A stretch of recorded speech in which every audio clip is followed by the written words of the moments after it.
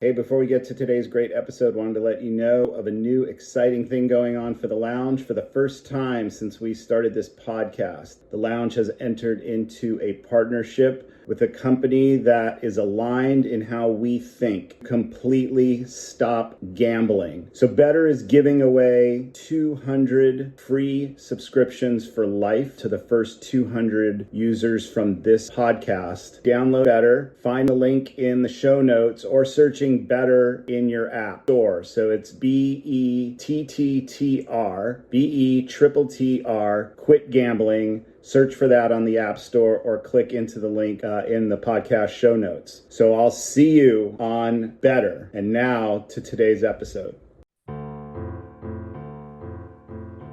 Welcome into the Gambling Recovery Lounge. My name is Eric, and I'm a compulsive gambler in recovery. And my last bet was June 15th of 2021. This is experience number 17. Good to have everybody back in the lounge. And I'm joined today by my friend and brother in recovery, Steven. Steven, how you doing, man? I'm doing well. I'm really glad to be here. Thanks for putting this on, Eric. For sure. So excited to do it. So, as we do with every guest, Stephen, we're going to first start with the icebreaker and ask you to share a little bit about the song you've chosen for your relatability to your recovery journey and a little bit about why you chose that song. Oh yeah, absolutely. The song I chose is Hook by Blues Traveler. It is, I believe, a song about recovery, maybe even gambling recovery specifically. I had been hearing this song on the radio ever since, I was probably like a middle schooler and didn't really listen to the lyrics. And while I was recovering, like right after gambling and hitting my rock bottom, I listened to this song and I was like, oh my God, I think this is about gambling. Hmm. And it was incredible that like that song had been there. I really loved it. And then all of a sudden it just hit me, this is your song. Love it. Okay, that's Hook by Blues Travelers. All right, well, we will all check that out. And thank you for sharing that. So let's dive in, Stephen, to your story. So first, if you can first talk about your recovery date, and then maybe just start with a little bit about your background, maybe your upbringing, childhood, a little bit about the family unit with the household, that kind of thing, and then we'll kind of morph into teenage and high school years and kind of see where we go from there. All right. So my date of recovery is August 12th, 2016. That's 3,121 days ago. Awesome. So over 8.5 years. Congratulations. Thank you very much. It's been a crazy journey, but awesome. I'm really grateful for it. Um, yeah, so my upbringing, I was born in Redwood City, California. My dad was like a postdoc there. He's a physicist, and my mom is a microbiologist. So they're very smart, very hardworking, intelligent, people. And so that put a lot of, I guess, expectations on me as the first son to do well and I had a lot of, I guess I had really big shoes to fill. And so I have two siblings who are much younger than I am. And yeah, I've always wanted like the best. I always wanted unrealistic things. I remember my parents asking me when I was like 7 years old, "Hey, do you want a younger brother or a younger sister?" And I said, "I want an older brother." And like that's just not possible, right? So yeah, like that's just been my kind of go-to growing up, having high expectations. I remember one time in like, I don't know, probably like fifth grade in elementary school sometime, my teacher asked me like, what do you want to do when you grow up? And I was like, I want to go to Harvard. That was Hmm. like my response because I had been, Ambitious. yeah, I know, because I didn't even know what Harvard was. I didn't know what college was. It's just that was what had been told to me by my parents. They're like, you're going to go to Harvard. That's what you're going to do. And like, no idea whatsoever what that entailed, what that meant. But just would kind of parrot that. Did your parents go to an Ivy League school? My dad went to the best school in Korea, Oh, Seoul okay. University, and my mom went to a very highly rated school there. She raised three children in America, then got her PhD, and then like got a job working, in the private sector and also in education. So they're just really hardworking, driven people that don't let anything stop them. They barely spoke English when they came to Mm, America, and they had a lot of hard times. I remember growing up when I was, in elementary school, we lived in pretty much right next to like student housing in like not a great neighborhood at all, like in an apartment. And our house had gotten broken into one time. Some kid from across the apartment complex stole my bike and claimed it was his, even though the bike was super rusty and like not worth anything. And like I remember some folks like sitting on top of my dad's car, which was like a 1967 Oldsmobile Cutlass, I believe. And he was like third generation owner on it. Like he was the like person to own that thing, and he drove that thing until I was like 16. And it was all dented and beat up, and there were like some people that were just like sitting on the car, and like he was trying to go to work, and they were like, "This is our car," and my dad had to like call the cops and stuff, and it just wasn't a great neighborhood. But as his job progressed and he, got tenure, we ended up moving into a nicer house and got nicer things, and my little brother and sister were born, so they were like financially secure. Yeah, so I had a really good childhood, a good upbringing. Of course, every family has its issues or whatever, but I'm not gonna blame my parents for raising me the way they did. I mean, they were just doing the best they could. mhm. Yeah, I have no like qualms or like, resentments that I hold against them. Okay.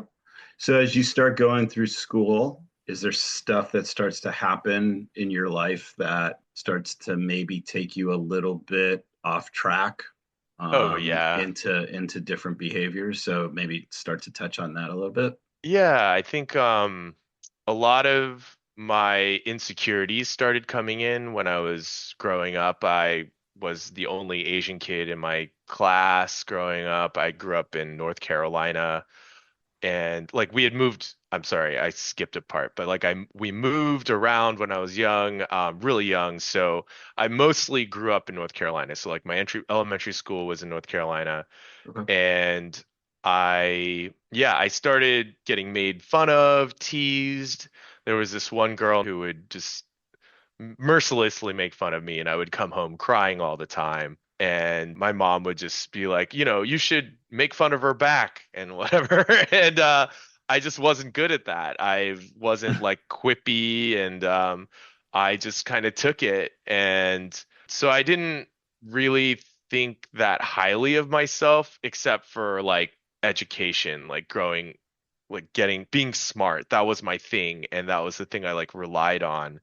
And I remember I got very arrogant about it. Like my Mm, dad would teach me all these things about math, and I would like expect that the other kids would know all these things about math. Like I think I mm, remember sometime probably like fifth grade asking a kid, like we're standing in line, and I was like, "Do you know what an acute angle is?" And he was like, "No, I don't." I was like, "I can't believe you don't know that." And like just being so you judgmental, and loser. yeah, Like who exactly. wouldn't Like know what you an know what acute an angle acute is? angle is. Yeah. Right. Right. So would you say then So, your first emotional, let's say, trauma was feeling isolated because of your race? yeah, a lot of it was that. And my dad, he did like taekwondo when he was growing up, and he was like a black belt, and I really wanted to learn, but he didn't want me to learn it Mm, because he like I think hurt himself while doing it and didn't want that for me. But I wanted that, and would start making up lies about how I knew taekwondo so that I could like keep the bullies away. as a way to like be like, oh, I know Taekwondo, you can't like beat me up, and I would like fake fight with them, and Mm. it was all protection, I believe, like self-preservation. And then it turned into like false pride, arrogance, like being like lying more about myself and trying to be more than I actually was. And this was going on through what age? High school, middle school, high school, I or mean that, yeah, absolutely. okay. Through middle school, through high school, had friends, not that many, but a small group of friends, and I would, like, make myself look good in front of them and exaggerate and blow things out of proportion because I was people pleasing and wanted them to think, highly of me. Like, oh, you're Steven, you're like so cool, like because you know X, Y, and Z, you've done X, Y, and Z, and Mm. it was mostly not true. And yeah, I was lying to my parents ever since I was like 8 or 9 years old. I can remember like one time there was a drawer that was left open, which I had opened, obviously. And my parents were like, "Who opened this drawer?" And I was like, "It was my brother." And my brother's an infant. Like he can't even like get out of the crib, and, so it was just like stupid lies, and they would call me on it, and I would stick to them. And like, I think it really disappointed them a lot and hurt them a lot that they knew I was lying and that I was not like ever going to like relinquish my lies. And like, I would start believing them myself. And yeah, just very silly self-image issues, I think was a lot, of what it was happening when I was growing up. So. Okay.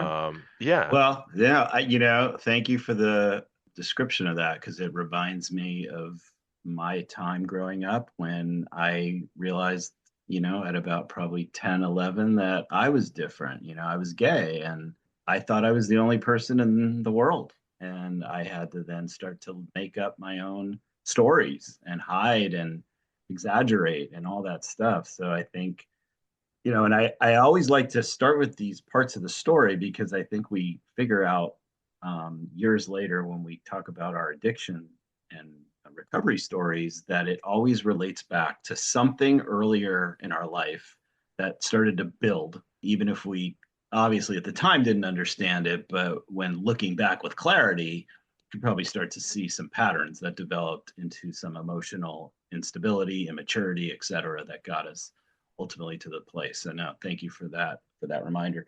So as you're now going through, high school and such, when does gambling first start to appear in your life? Yeah, like I had no idea about gambling until college. So even like my grades had started slipping. I was still lying, I was a liar, but I had no idea about gambling. And I had started, kind of throwing away school, like rebelling against my as a rebellion against my parents. Yeah, and I wanted more friends. I desperately wanted this acceptance in a community, but I didn't really know how to go about getting that. And so gambling really came into the picture. I remember in college, it was freshman year, my friend who was attending a university nearby invited me over to a poker game. And it was like $5 buy-in. And I was like, yeah, sure. I have no idea how to play, but I'll sit down and I'll play with y'all. And okay, here's $5. And of course I lost, but I had fun. Like I like won some really ridiculous hands. I think it was like an inside straight and it was like half the money on the line and it hit and like I had no idea I was winning. So it just felt good to like cash the chips in. And I'd always been competitive growing up at thinking that I was really smart. And so I knew that this game definitely had those qualities of like competitiveness and like outsmarting and outfoxing the other opponents. And so Mm. that was a real big draw to me. And so I started researching the game. And before you know it, in college, I'm like not going to any of my by the way, I only barely made it into college. It was like through the grace of God, my parents, their like recommendation letters and whatever, that I even got into college. And Mm, here I am in college, like not going to classes, partying all the time, playing poker all the time. Like we'd have like a weekly game that turned into like pretty much a daily game all together. Like we'd just play like a $5, $10 tournament, and I started to win a lot of those. Like I was actually pretty good at it. I was good at like hiding my emotions. I was good at calculating odds and having an intuition about what other people had, or like what they were holding, you know, and how mm, and their like demeanor, their behavior. And so I thought I was pretty good. And mm, I think in like senior year of college, there is this thing in North Carolina, since you can't gamble there, they have this thing called the World Tavern Poker. And what you do is you go out to bars and you play for like points. They give everybody like a stack of chips. Like it's a tournament. It's like a tournament every night, and everybody gets the same amount. And you play, and like the winner will get like a tab at the bar mm, and some points. And eventually, like if you play enough of those and accumulate enough points, then you can qualify for like the regional World Tavern Poker, championship or whatever. So I, played so much that I qualified, and I ended up winning the entire thing. And they gave me wow. like a trophy and everything, and I thought I was hot shit, and I was like, this is awesome. And so yeah, I mean, I really loved tournament poker so much. I was so patient. I was able to just like fold, and play like a rock, and pick my moments really well. And yeah, that was fun. But we all know what happened afterwards. Yeah. So when you won that big tournament, was that in your recollection now, looking back, like the first time where you thought, oh, I could like become a professional gambler and do this for a living? Oh yeah, absolutely. That's where I was like, oh, that'll be my backup plan. Like if my plans of moving out to LA and like becoming a comedian, writer, like that, if those fall through, then I could just be a professional gambler. So like I was feeling confident. I was feeling like I could take on the world. So, okay, wait, you just said something I don't think I ever knew. So your plan, being in North Carolina, was to come to LA and be a comedian and or a screenwriter in the movies or TV shows? Yeah, Okay. yeah. I always loved television. I loved watching SNL growing up, and like, you know, comedians like Mr. Bean and Mm, Billy the Mime and all these wonderful, great, like, yeah. I mean, I just loved it. So yeah. okay. So, all right. So now you're doing your poker thing. But you're also still. This is in sort of graduation time from college. Yes, this Or is okay, like, yeah. So graduating from college, I did not have the grades to graduate. I knew I was not going to graduate senior year. okay. And so I lied to my parents. Of course, that was my go-to, and told them I was graduating. I put on the cap and gown, did the Wow. whole song and dance, went to graduation. My parents came to graduation. All my friends came, and their parents came to graduation. And like the university I went to was really large, so they didn't have a walking ceremony, but they would like call people on the roll, and those people in each departments would like stand up. Hmm. And of course, they didn't call my name because I wasn't graduating. And afterwards, after graduation, my parents asked me like, "Why isn't your name on the roll? Like, like, are you sure Yeah. you're graduating?" And I was like, "Yeah, it must be some kind of clerical error or something." And it was just some absolute BS. So it was heartbreaking after a couple months when they like realized like, no, this kid is lying. Like there's like the diploma's not coming. Like they called, the school. They know that I'm a compulsive liar. Like clearly it's not. And like, I felt bad. I felt really down on myself. felt like a fake, a fraud.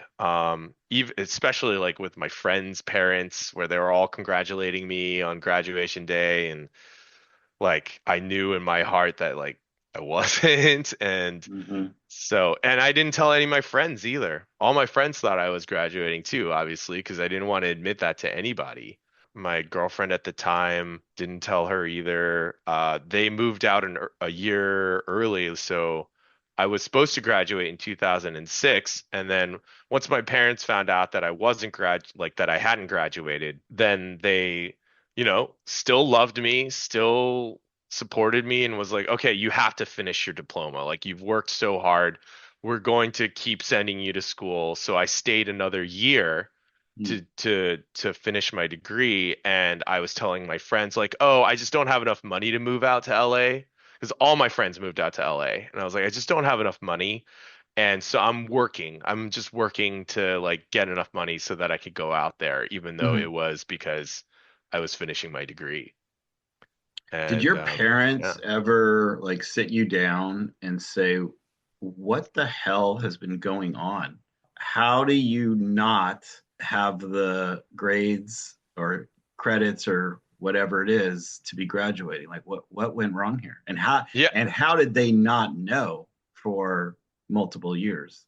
yeah, because I was so vocal, bratty, and just, yeah, just lying about everything that, like, it's not like, they had to at some point believe me about some concession. And so, like, I would say, like, oh, I'm doing good in this subject. And, they just, I don't know, maybe like they definitely sat me down and was like, "Hey, like we know like you have a lying problem." And that was like a big thing. Mhm. And the way that they dealt with that though was like traditional Korean way of dealing with it, which is, I like violence, but like corporal punishment. That's the kind of way I would like to put that, is like corporal punishment, like spanking. They would make me like raise my hands over my head for like 5, 10 minutes, which is actually a lot harder than it seems. And sometimes my dad would lose his temper. Like one time, like he hit me over the head with a telephone book because I had like lied about my grades, and he told me to like find my teacher's number in the telephone book so I could call her because I was like lying to him about like what I had turned in or hadn't turned in, and he wanted to verify that with her. Mhm. And so, yeah, like it wasn't met with like love and compassion so much. It was met with like, just stern, I don't know, like just stern corporal, like I don't know. It induced a lot of fear, which made me want to lie even more because I wanted to avoid punishment. So it was a lot of, yeah, Right. punishment. And so, And it feels like based on the things you've talked about, you were already living a life fear driven to that yes. point, and this instilled even more that anxiety and fear and oh my god. And wow, okay. Yeah. So this now happens. So now do you graduate the following Yeah. year? Okay. Yeah, so by the grace of God, I was able to somehow put together enough credits to graduate and barely graduate with like, I want to say like a 1.8 GPA. It was absolutely dismal. Wow. Um, but I got it. I ended up getting it, and the deal was if you get your diploma, then you can move out to LA. And Hmm. so I did that.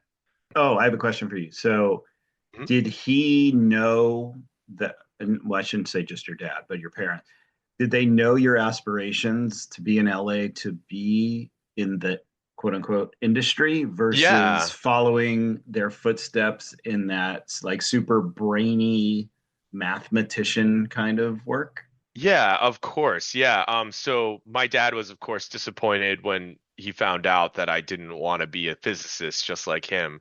But he understood. He got it because his own mother wanted him to be a lawyer and didn't want him to be a physicist. And like they got into a lot of fights about it. And like that was a big part of his, I guess, growing up, that he didn't want that for his child. He wanted his child to be whatever he wanted to be. And like that's one thing I'm really grateful for my dad just saying like, yeah, whatever you want to do, you can do it. You just got to work really hard. Mm, And like I don't blame him for the corporal punishment. That's just how he was brought up, you know? hmm. So it's like now I totally forgive him. Of course, like in the moment I had lots of resentments. Okay. So now you Yeah, so yeah. graduate, Yep, and then graduate, move yeah. out to LA, see all my friends, move in with friends and my girlfriend, who I'd been having a long distance relationship for like over like a year and a half, I guess. And, you know, live life, have laissez-faire, like, everything. Like so all my connections there were able to grant me a job. So I got a job in post-production. Didn't know anything, like lived never took classes in like communications or like screenwriting or anything like that. My major was psychology and philosophy. So like I didn't know anything about the industry. I just had these like aspirations. And so everyone there kind of taught me the ropes. Just loved TV. So I knew a lot about like TV and like stuff that goes behind. In terms of, editing and, the day-to-day like ins and outs of like what a television show would need or a movie would need to get made, like, what a director does, what, the editor does, et cetera, et cetera. So I Hmm. had like general knowledge about that, but nothing like in depth. And so I just kind of learned on the fly, got this job at a receptionist desk of a production company that would make like world's most dangerous videos on like court TV. So yeah, so they would make those kinds of shows, and eventually I was able to work in the vault as a dubber. And that was my first like real job like behind the scenes of a TV show. Yeah, I just wasn't really into it. It's like you just watch tapes of terrible things happening to people day in and day out, and then also watch the producers root for terrible things happening to these people. Hmm. And so Right. Yeah, you're selling human drama. That's what yeah. television is, right? Yeah. Yeah, so Hmm. it was kind of soul crushing to be honest. Hmm. And it wasn't like great pay or anything like that. So just, in and out, like I didn't love it, but I found solace in I would like, you know, job would end at like 5 p.m. or 5:30, and I'd be able to go to the local casinos. Like I would go to Commerce. Like the first time I went to Commerce, I went with my girlfriend, and like she knew I played poker and it wasn't like a problem, quote unquote, back then. And like I remember sitting down at Commerce at the $40 limit table. It was like $1, $2 like blinds, and I ended up being up $3 after like an hour, and I was just like, "Whoo, I'm a winner," and I left. Like that was like my like big win, the first time because I was like too scared to spend lots of money. I didn't have a lot of money to spend. And Hmm. so I was a very like frugal gambler if you Well, that actually that sounds like a normal gambler, a responsible gambler. yeah, I mean, That's yeah, I okay. guess. Yeah. Okay. So I slowly started becoming more and more jaded, became more obsessed with the game, started playing like No Limit, started playing $100 buy-ins, and then eventually one time, I think probably about a year and a half into living in Los Angeles, I spent my entire paycheck. I got like Mm, $500 a week.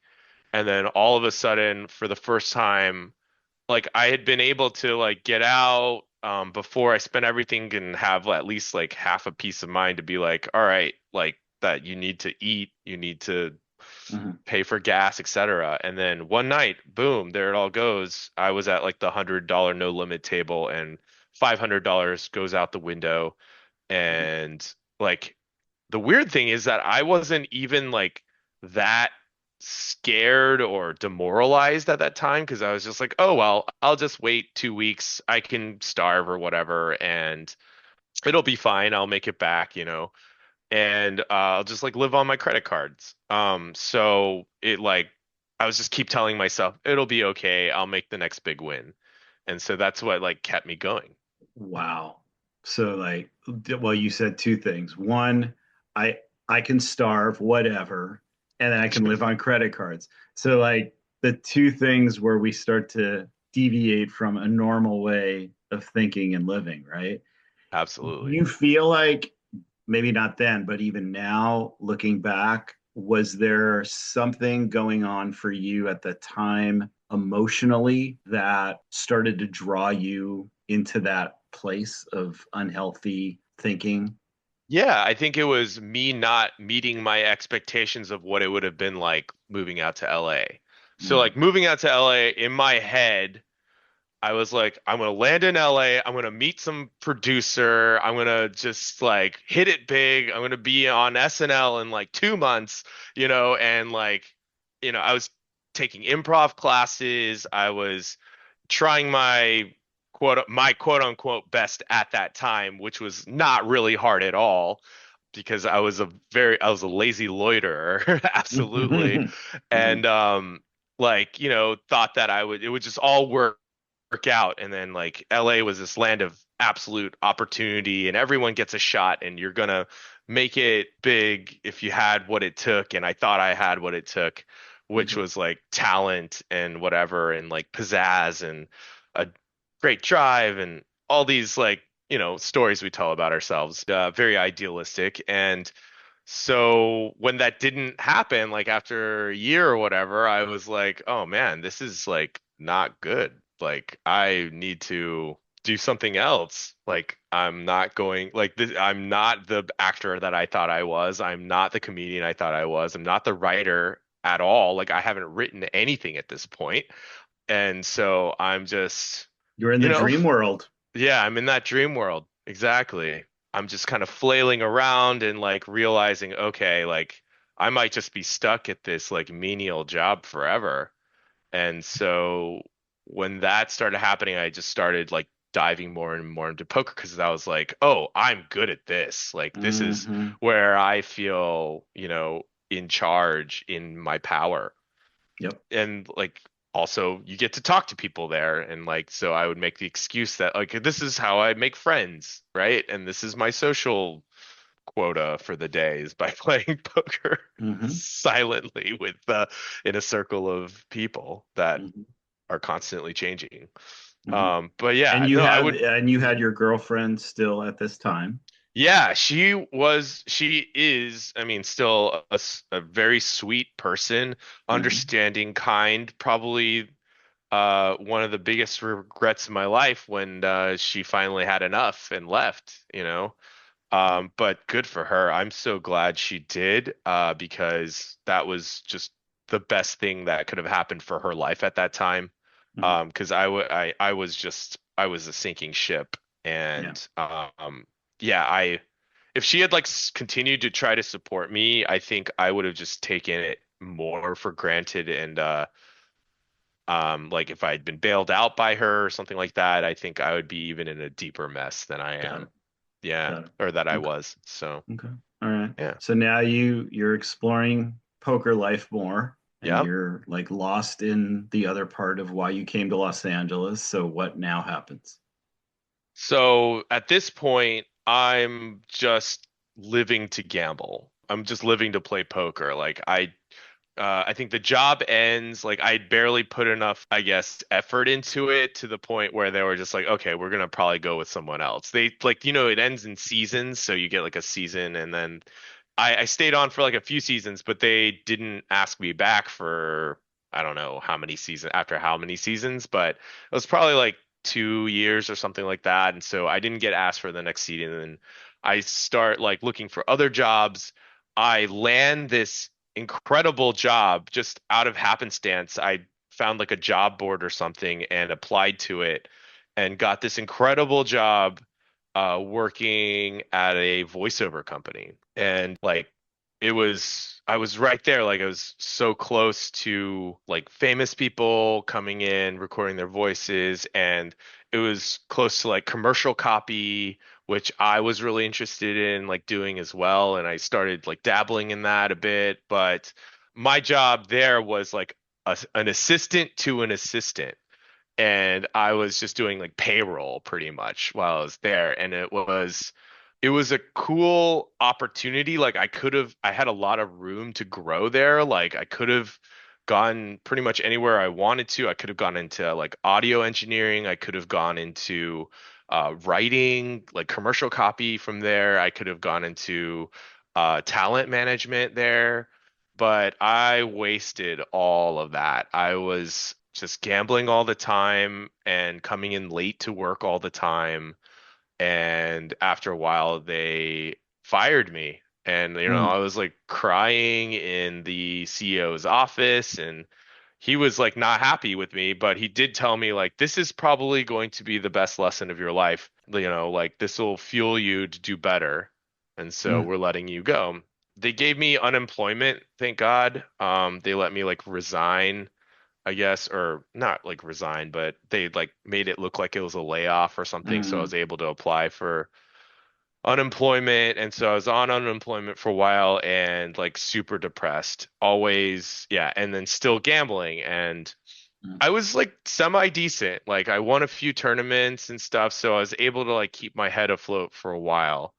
So I moved out there in like 2007, and yeah, like my rock bottom was 2016.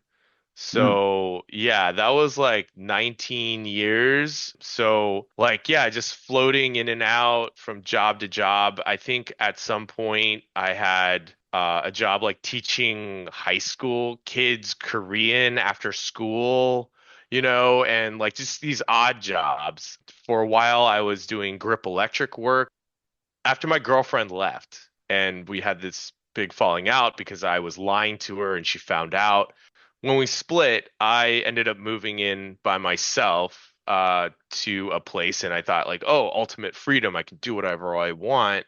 Moved mm, in next to who's one of my best friends now, like just my neighbor who took me in, taught, he was a gaffer, and I had no idea what a gaffer was. mm, And he took me in, showed me all about lighting. I was with him for like 3 or 4 years on set. I really wanted to be on set. I really loved that. And so through that, I was able to sustain myself for a while longer, like being able to, because on set, like set life, you have like really, really hardcore days, like 12-hour days, 14-hour days for a set period of time, maybe like a week, a couple weeks. And then you just get a big pile of money, and then you're done for until the next one, until you find the next gig.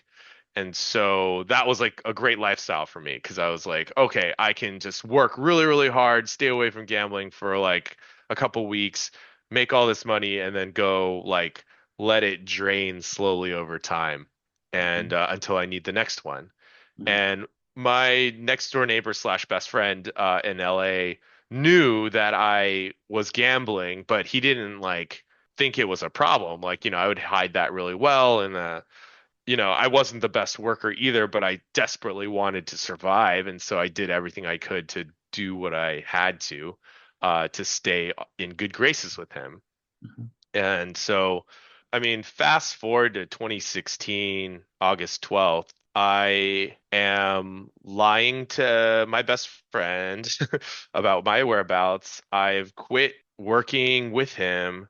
I have stopped taking showers or doing laundry or feeding myself or doing the dishes. Like, forget the dishes. I am extremely isolated. I'm chain smoking, cigarettes.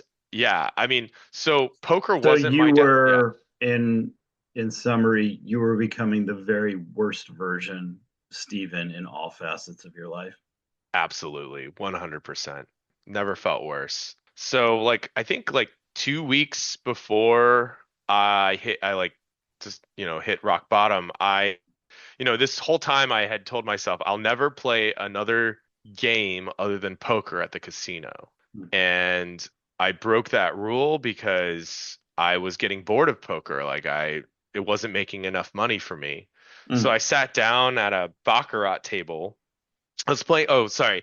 I was playing Ultimate Texas Hold'em, which is like a version of Texas Hold'em, but you're playing against a dealer. mhm. And Instead of the other players at the table. right, Okay. right. And so like that's like a quick hit game. And there's this thing called a jackpot there where you put in $1 and then like you can if like a certain hand comes up, then you can win, tens of thousands of dollars or something like that. And I remember like walking up one time to sit at a seat and a man there like shooed me away, was like, you can't sit at the seat. This is my seat, even though nobody was sitting there. And he had like this suit on, looked all like well dressed and stuff. And I was just like, okay, fine, I'll just sit next to you. I sit next to him, and he fucking hits the jackpot right there, like firsthand. And that was like a moth to a flame. I was just like, oh my God, I have to play this. And it started just like chasing. Mm, And then hmm. yeah, and like, I would switch between Texas Hold'em or Ultimate Texas Hold'em and then Baccarat. The first time I sat down for Baccarat, I sat down for like $40 and the dealer was like, "No, you probably shouldn't play just $40. You're gonna lose it, it's a very like swingy game." And I was like, "Oh, okay, well, I'll just try it, here's just 40." So she Hmm. was like, "Okay, here, go ahead, sit down." And like 10 minutes later, I had like $1,200 in front of me. Wow. Yeah, I was just Holy like, shit. "Holy shit, that's awesome." Like this is like 10 minutes later after and so like Where has poker, this game been my whole life? right, exactly. I Right. was like a monkey, just like slamming my hands up and down on the table and just like screaming out loud. And like if poker is like weed, I would say baccarat to me was like meth and like coke and like all these other drugs all put together in like this Wow. cocktail. Wow. And so I just, yeah, I was hooked on baccarat because it's like you get such crazy returns immediately. Like there's like a 40 to 1 hit that you can hit. And Wow.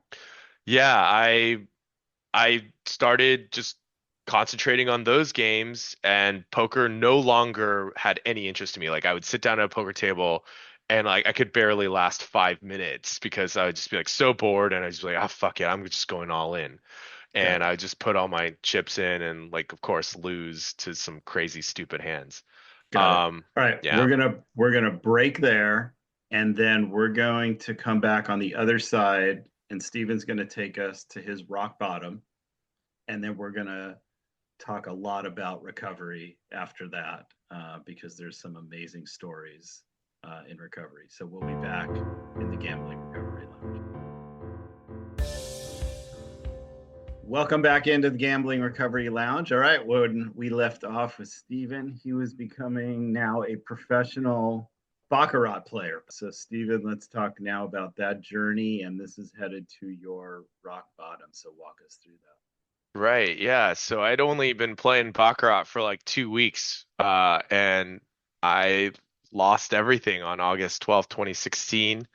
I was down to like my last $800, which was for my rent. And yeah, I just threw it away at the table.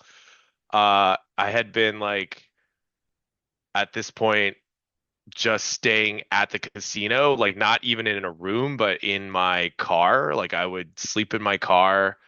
I'd get up and go like, get a payday loan and that. then come to the tables and try to make money. And like I had enough for my rent. I had just enough for my rent. And something happened with my bank account where like I was like short a couple like $20 or something. And um like I just yeah, I decided to go play, and it just went really, really badly.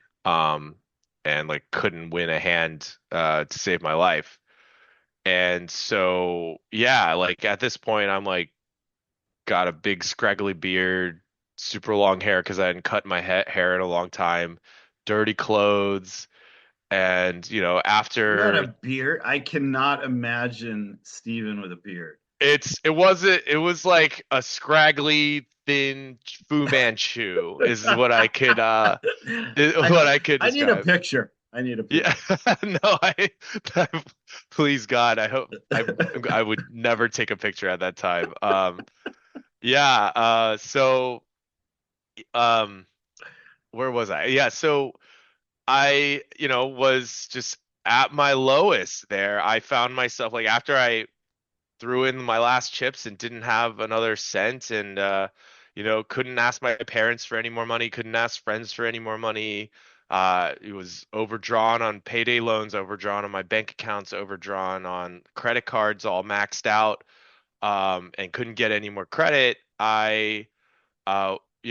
My plan B was to go drive my car into a tree, and that was like in my head of Mm, like, what happens if I can't do this, And so I'm getting in my car, or like I'm screaming at the top of my lungs at myself in my car mm, because I'd lost, and it's like I don't know if you've ever seen Bloodsport with like Jean-Claude Van Damme, hmm but like that part where like the villain Chong Li like crushes up some like chalk in his hand and then like pushes like throws it in Jean-Claude Van Damme's eyes. Jean-Claude Van Damme's like screaming like because he can't see. He's just like oh, and like mm, that was like the kind of scream I was just like a feral scream over and over. Just completely lost my mind, and was like, okay, I have a sliver of gas left in my tank. I'm gonna go drive and go crash into a tree and just end it. And as I'm driving out of the parking lot, I see the 1-800 gambler number wow. on the billboard. And I'm like, ah, well, I haven't tried this yet. Might as well. This is like the last ditch effort. I'm just gonna give a call and see what happens, because Mm, I had nowhere else to turn.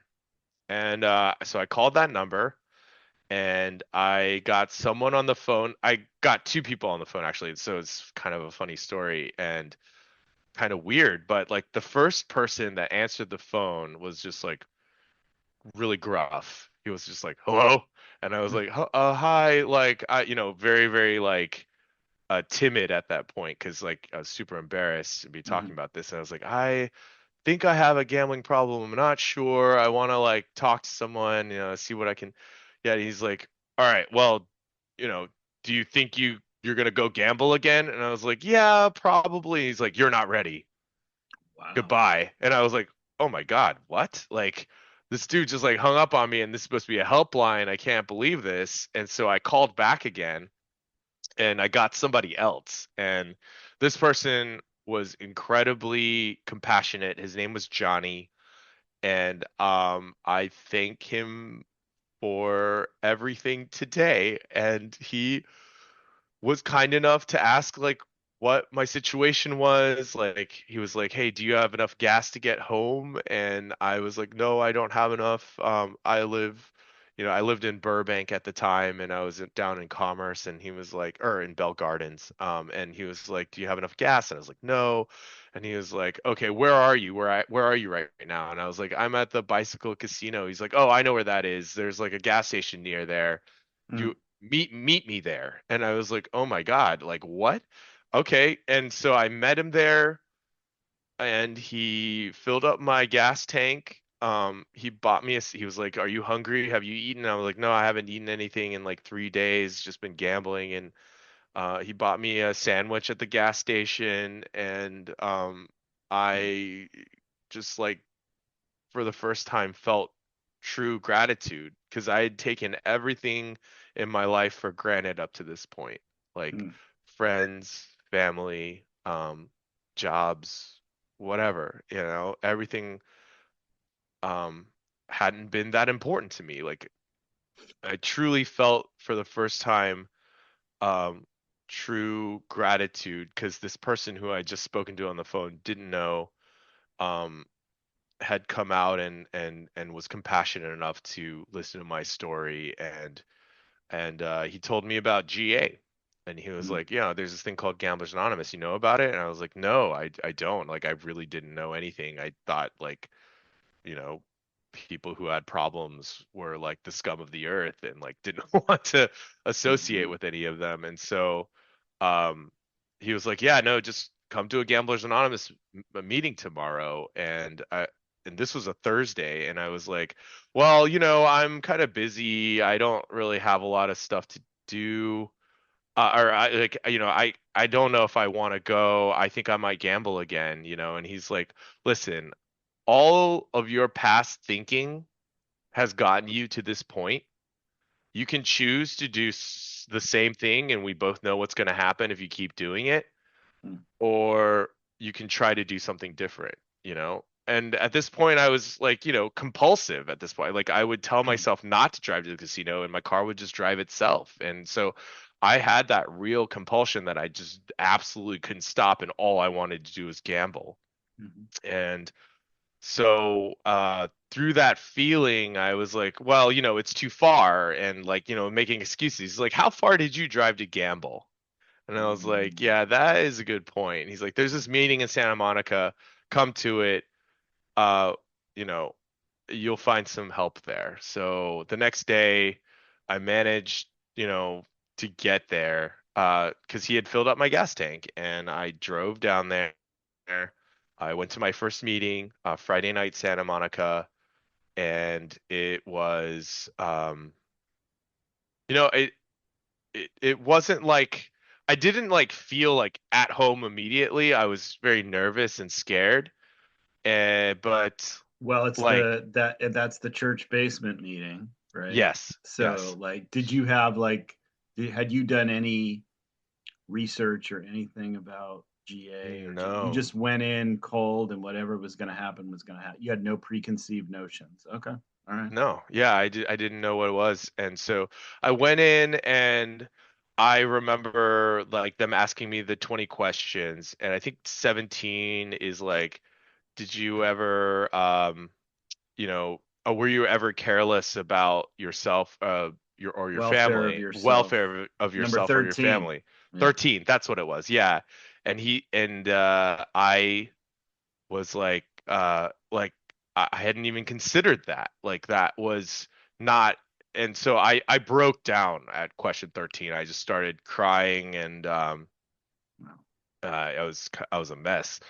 And yeah, like the towards when I composed myself and whatever, people started sharing, and like all these people were saying like they had all this time, like I have like 2 years, or like 15 years, and I in my head was just like, this is bullshit. All these people are lying. Like, there's no way that they could have it as hard as I do right now with the Right. compulsion to gamble Right. and be able to not gamble for that long. Right. Right. And so yeah, I I'm was super unique. skeptical. Right. Yep, I'm unique. They didn't have it like I had it. They can't relate to me. I'm the worst person in the world. Yeah. absolutely. I I felt all those same things. absolutely. And yeah, so they gave me a welcome packet. They gave me some phone numbers. Afterwards, I remember I went to Mel's Diner with Hmm. them, and someone bought me a meal, and I was super grateful for that because I couldn't feed myself. And um, yeah, I just kept going to meetings. I was like pretty um, enrolled in the program at that point because I was just like, well, this is the only thing I have. There's nothing else that I can do. I don't have a job. I don't have anything like so I just kept going to meetings like every day for like at least the first 2 weeks. And like yeah, like that just started my recovery journey. And yeah, everything was fine after that. So you're one of the rare folks that from the moment you came into GA, you never relapse since day one. That's right. But the thing is that I almost did relapse. Like one, like Mm, about, like, so I didn't work the program the way that I was supposed to work it. Like I didn't get a sponsor in the beginning, or I did get a sponsor, but like I met with him once mm. and he asked me to like write out all the 20 questions and I was like, nah, I'm not doing that. You know, like, What? I have to yeah. work? Yeah, What are we exactly. talking I'm about? like, yeah, exactly. And so I didn't work the program very well for the first 6 years of my recovery. I thought I could just kind of do it on my own. I'd start dropping off of meetings, after the first, couple weeks. It was like, oh, maybe like a few times a week, and then like once a week, and then once every 2 weeks, and then once every month or whatever. Mm, And so mm, I was just like, oh yeah, I got this, I'll be fine. And, 6 years in. I'm still like not happy with my life. I'm mm, still like angry at people. I'm still holding resentments. I'm not connected. Like I don't know that many people in the mhm. program. Um, yeah, so And the sponsor you had wasn't, I guess, indoctrinating you, it sounds like, into like the full facet of step work and connecting and fellowship and all the things that you've now come to realize are so critical. yeah, no, he tried his best, Mm, but I'm stubborn. I am my father's son for sure. And so okay. if I get an idea that I can just do it myself, then I'm just gonna do it myself. Got it. And Okay. and You weren't ready. I wasn't. I totally was not ready. And so 6 years in, I have an argument with my current girlfriend, Hmm. and that drives me to go to a parking lot, Mm, back to the bicycle casino. And I'm sitting in the parking lot like angry, resentful, and like wanting to go back in. wow.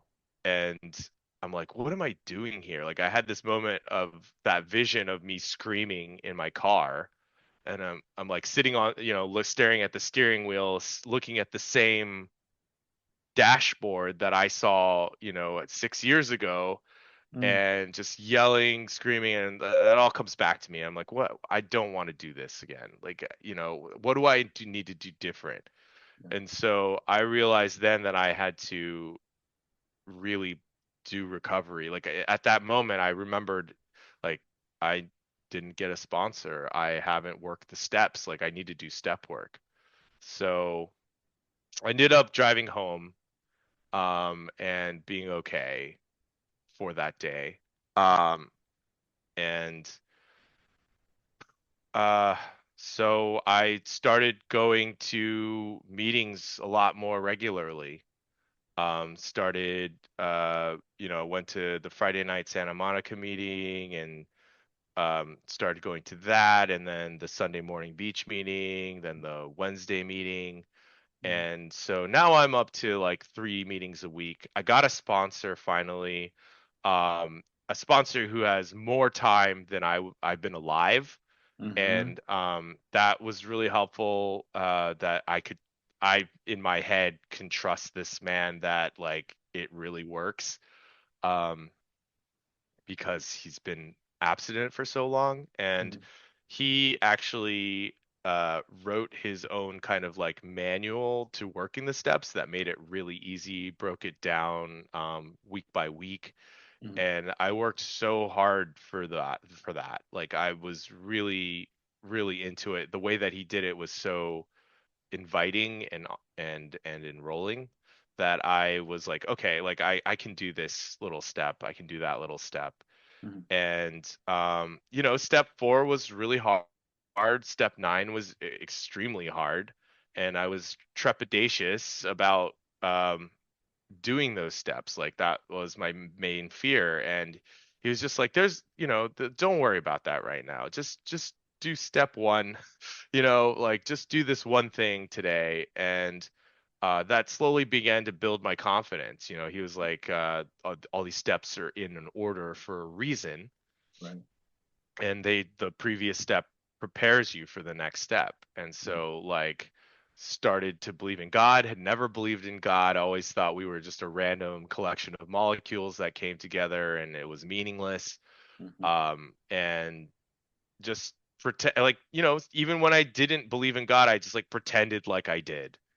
Mhm. And I eventually came to believe that after to believe in God after I looked back and seen the differences of myself, of seeing the growth that I had had yes, seen my growth. So I am like really grateful for him. I don't think I could have done it the way like with another sponsor, because I feel like a lot of other sponsors that I see are very like pedal to the metal. You have to do this, you have to do that, and like kind of forceful Mhm. with their sponsees. But my sponsor was just like, meh, you probably want to do this, but like, this will help you, and like very reassuring and like easygoing on myself. Like I didn't have to um be so hard on myself, and like he was so forgiving. Yeah. Um and that was really, really nice. So A thank lot you, of year, Chris. lot of years of wisdom. Yes, and our sponsors go way back together from the Northern California days. So Oh yeah, that's right. Your yeah, sponsor and not my not a sponsor. not Yeah. a coincidence that we're here today. So I want to ask you though about so those first 6 years when you were, let's call it, you were abstinent, but you weren't really working recovery. Yeah. Um, I want to ask about your general life at that time. So job, like what was happening? Were you still close or not with your family, your parents? I assume they're still, they're all back still in North Carolina, your siblings as well. What's all those relationship things like your life outside of just not making a bet because you weren't really working on yourself, so you weren't in recovery, but you were not gambling. But what was life like for 6 years? Yeah, so it was like I was able to talk to my parents, tell them I was in GA, and get kind of their reassurances at least a little bit, like or give them reassurance that I was working on myself, that and I told them like what had happened, and my rock bottom day, and they were heartbroken, and like I told my siblings, and I said sorry, like I was making an amends there that I didn't know I was making. Um and at least with them I was able to like repair some of the relationship, but I was still like very defensive whenever my mom would ask like how are your finances, and then I would end up like screaming at her like you don't know what it's like and like just being so defensive about it. And yeah, like I was just angry. I had jobs, like I got back into post production, and like, managed to live fairly well. And like my finances were doing a lot better. I had a lot of debt. I was like 40K in debt, and I was able to uh clear my debt by 6 years. By the end of 6 years, I was out of debt. Um, and It's huge. Congratulations. That's awesome. thank you. Yeah, that was uh yeah, and like it, the funny thing about it now is that like now if I don't have like enough money, quote unquote, in my bank account, like I don't fret, because I'm just like, oh, I've been here before. It's not a big deal. Like I know I'm not gambling, and I have this confidence about like money where it's like, okay, like so my bank account's a little low. Not a big deal. And Right. You're not yeah. gripped about financial insecurity. This Yes. is what I call it because I'm in very much a similar boat in Yeah. Yeah. Yeah. Absolutely. And I'm like trying to repair relationships, but still like very shameful, very guilty. So I'm tending to like avoid people. And like I was a very like happy-go-lucky kid, and I guess even in my like high school and college years I was very outspoken and like social. But after gambling, I'm very recluse. I've like turned into this like introverted, shy, timid person. So I was not like reaching out to anyone. I was just trying to keep to myself, trying to keep to my shame, trying to hide from everything. Mhm. But you know, not gambling at least, thank God. So yeah, that's pretty much it in a nutshell. Is there anything else you'd like to know Yeah, about that no, or? I think that's really insightful. Um, so now for the last 2+ years, um, completely revamped your recovery, like fully dived into all facets of recovery. Um, so my first question is related to what so many people coming into our program struggle with, which is a relationship to a higher power. And how do I find something to help me stop gambling when I don't have any idea really how to stop gambling? How prevalent is that whole concept to you, related to whether it's for you religion, spirituality, higher power in general? Like, where do you sit with all that? Yeah, so as I said before, I didn't believe in God at all coming in. So to me, starting out, I believed in the universe. I believe that like yeah, okay, sure, like I the universe has power greater than myself, sure. And so uh throughout my journey, I heard someone at a meeting say, and it was I know who it is. It was Robert. Love you, brother. And but he said, I have a great definition for gambling, and that definition is not me. Or sorry, great definition for God, and that definition is not me. And I was Mm, like, and that just blew my mind. I was like, oh, anything outside of myself is a part of God slash the universe slash my higher power.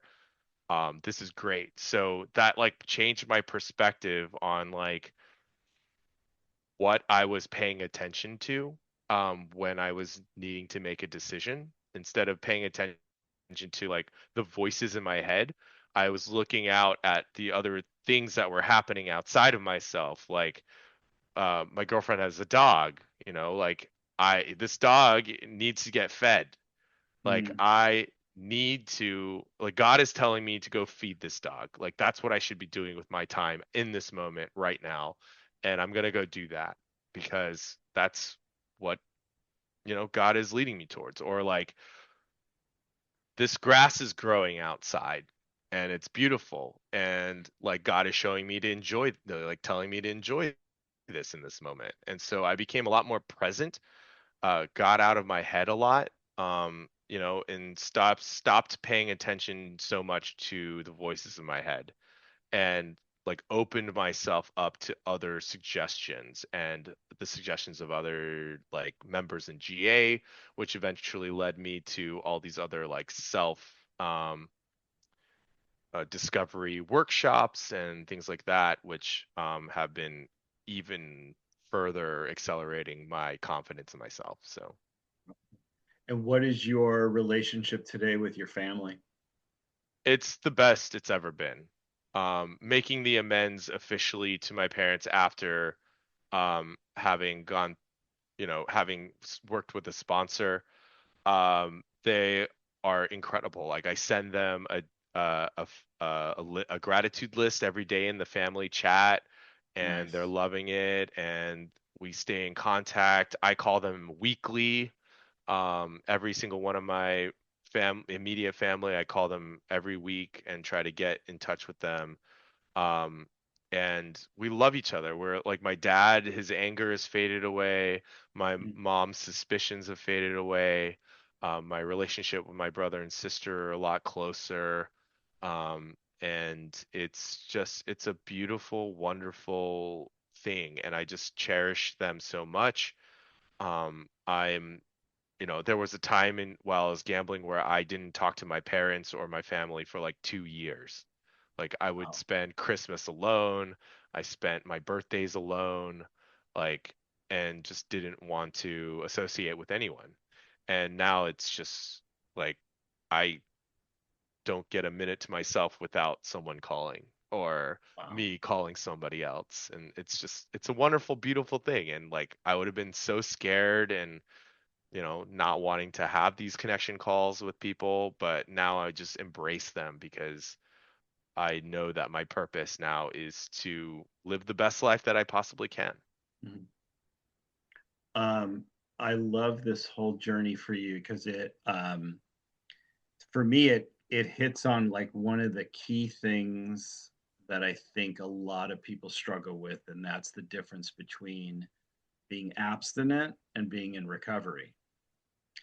And you spent, it feels like in your description, 6 years in abstinence, somehow not making the bet, which culminated then in a day in a parking lot where you almost went back and then had this realization that you got to do it differently.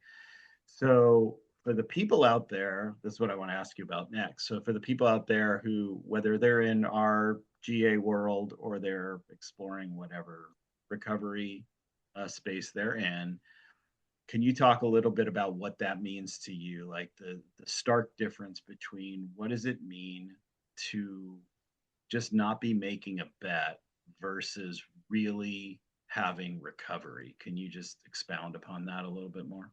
Sure. Um, Abstinence is great. It's definitely something you need to have, but it's not the character change that you're making in it within yourself to reach your fullest potential. If you go into recovery, and by that I mean like working the steps and with a sponsor, then you are actually working on changing who you are, and that will make you feel better about your whole life. It will completely change the way that you look at the world and open you up to new experiences so that you can reach your fullest potential. Um, Abstinence is absolutely great, and you will kind of like be humming along like a plateau, right? And it's fine. And if that's working for you right now, great. Keep going, But you're going to find at some time, or at least I found that it wasn't enough. It didn't prepare me for all the curveballs that life throws at me. Um, there's this really great quote that I ended up hearing that was like, um, a bird is not confident because it's sitting on a branch. A bird is confident because it knows that if the branch breaks, that it can fly. And that's what Mm, recovery is for me, is like learning to trust myself that I can fly instead of just going from branch to branch, hoping that each branch doesn't break. And that to me was like abstinence. It was like wow. just jumping from one thing to another that'll like get me through the day. But now I'm like tackling the day. I am actively working towards all the dreams and goals that I ever wanted to accomplish. It was beautifully said. Um, is there one challenge like you have today in recovery that you still want to be working a lot on, that maybe is a little bit of your Achilles heel, that is just a tough one to crack for you? Yeah, definitely honesty.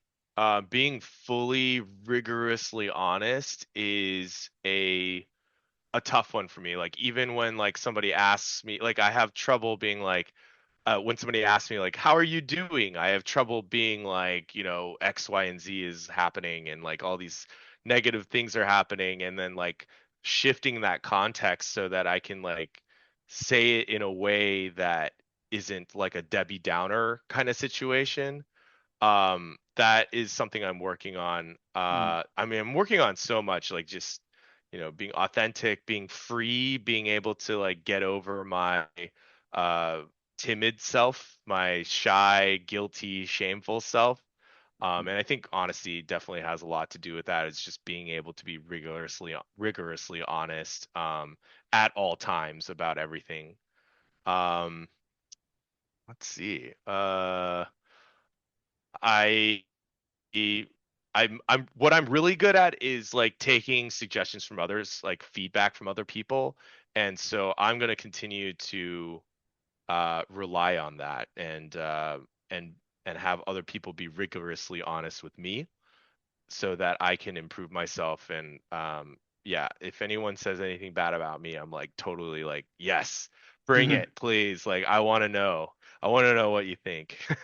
I love that. Instead of lashing back out, going, Yeah. "Oh, you're the problem. I'm not the problem." Now you kind of you look at yourself in the mirror and be like, "Yeah, yeah, you're probably right. I got to Yeah, explore and that even more." if it isn't, if I don't deem it to be true, at least I can see that like they are suffering, that they are the ones that are having a problem with me for like how I look or like what I said or whatever. Like even though I may or may not be in the wrong there, quote unquote, um, at least I can see their perspective, and that gives me an insight into how they think, and then what hits me. If I'm getting offended about it, then like then probably it's true.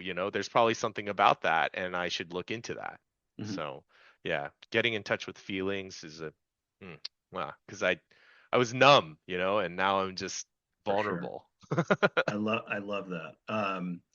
Is there one thing in your recovery journey where you almost have to pinch yourself going, I can't believe I found this.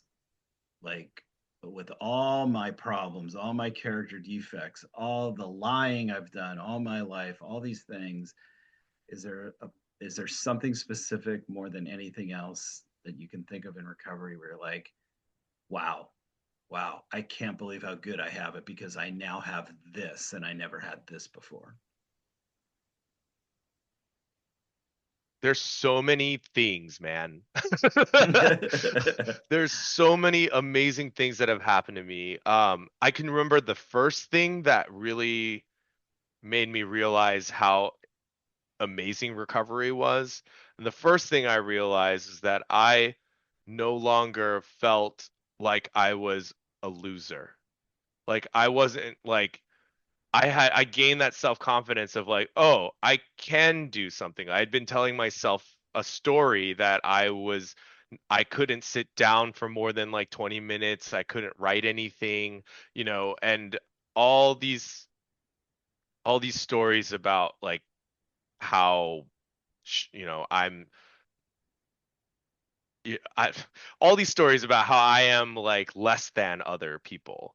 And this recovery, like going through the steps, going um and just like diligently working at something and finally feeling that like, oh my God, I'm actually proud of myself. Mm, That was something that I really truly will never let go of because um that was like the catalyst for wanting to dive even deeper into it because I'm like, oh, there is some gold here. I can just mm, mine it. yeah, yeah, I love that. So I have one more question. Um, so for the person out there who was us on day one, who either it's a continual relapser who can't quite get it, or they're still like just first discovering that they're having a gambling problem. Maybe it's a younger person, and we're seeing obviously in our GA rooms, right, that more and more young people are coming in with the legalization of all the online gambling, the sports gambling, all the things that are bringing younger people in.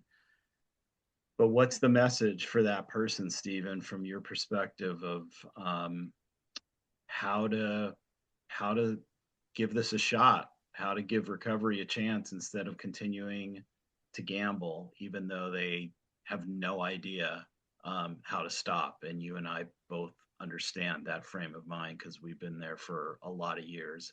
What's your words of wisdom for that person? I would reiterate what Johnny said to me at the gas station, which is all of your past thinking has brought you here. Mm, It's time to let all of that go and realize that your past thinking has not brought you to a good place, and try something different. Do a counteraction. Listen to your fellows, learn to trust them. These are the most expensive seats you'll ever pay for. So just keep them, the seats in the room. Um, like work the program as hard as you did gambling, mm, and you will experience continued recovery.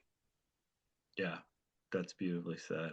Um, well, first, what I want to say, Stephen, is I'm so glad our paths crossed probably a year or so ago, just as we both have evolved and have gone to different meetings. You know, you've been in the program, longer than I, but finally we came across each other in some meetings and then got involved at a bigger level within our LA intergroup and connecting all that stuff. And you have been such, for me, a godsend um, into my recovery and to a lot of people in our community. And, it's so funny because we all know in our addiction the horrific people we became. We became the very worst versions of ourselves. And there's, it's just incredible because it's hard to imagine somebody like you who I only know from a recovery standpoint, and you're truly like the most genuinely beautiful, nicest person I have ever met in my lifetime.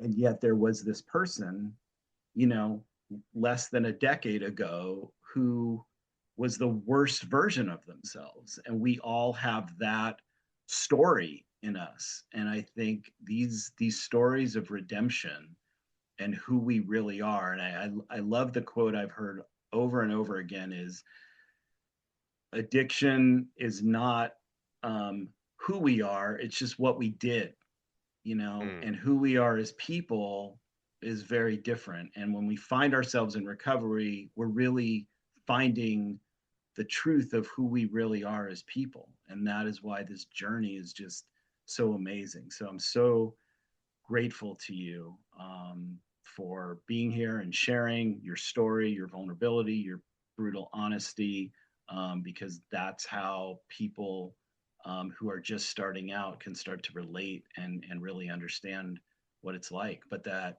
no matter how bad it was, or even if you get to that place like you talked about where your only thought is, I'm going to drive my car into a tree and end it all, that there is an amazing place on the other side when you ultimately get to a decision to change your life completely. So, just thank you for doing all that, and I'll just allow you to have the last word here. Any final thoughts, words of wisdom that you want to share with the audience?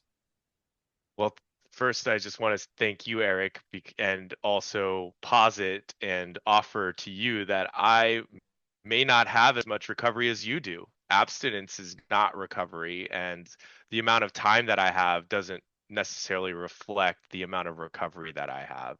So, I just want to say that, Eric, you have worked this program harder than I've seen.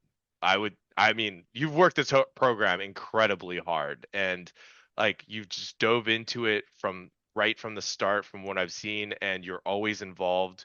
You're everywhere.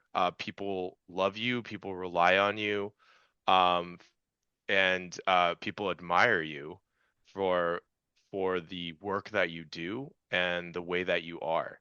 And I I cannot express in words how much I I look at you and I just can't express in words like the way that I feel about you, man, because like you are like the epitome of recovery. Like you're doing a podcast, you're on all these boards, you're always helping out, you're pushing me to do better. Like I wouldn't have gone on the LAIG without you.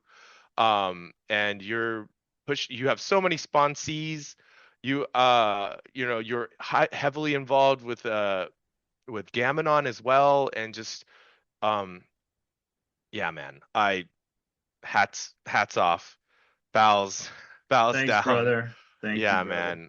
I And appreciate if that. yeah, It's a everybody. village, right? We all do it together, you know, Yeah, and I love what we hear too is the more you give, the more you receive. yeah, And I thought that was just a bullshit cliche when I came in, but it's like totally, totally true. So everything we do, we just get it back tenfold, right? And it just yeah. keeps us like invigorated to keep going. I mean, this is a hell of a great way to live life now compared to where we were. Yes, it's the only way I'm gonna live life from now on. There's I no love other way. I Absolutely not. Like love can't that. go back. I But love one that. day at a time is key. And yeah, just don't be so hard on yourself. Be loving. You're worth it. You're worthy. And yeah, learn to love yourself through this program because it's got so many gifts for you. Perfectly said. Love you, Stephen. Thank you again for doing this. For anyone that has a question that they want to ask, either to myself or for me to relay to Stephen, as always, you can send an email to me, Eric, ERIC, at thegamblingrecoverylounge.com. I'll post that, as always, in the show notes. Um, and I will relay any question or comment you have for Stephen. But thank you again, Stephen, for doing it. It's been an amazing experience, number 17 in the Gambling Recovery Lounge. And thank you all for listening. And we will be back with you again very shortly in the next experience in the Gambling Recovery Lounge. Have a great night.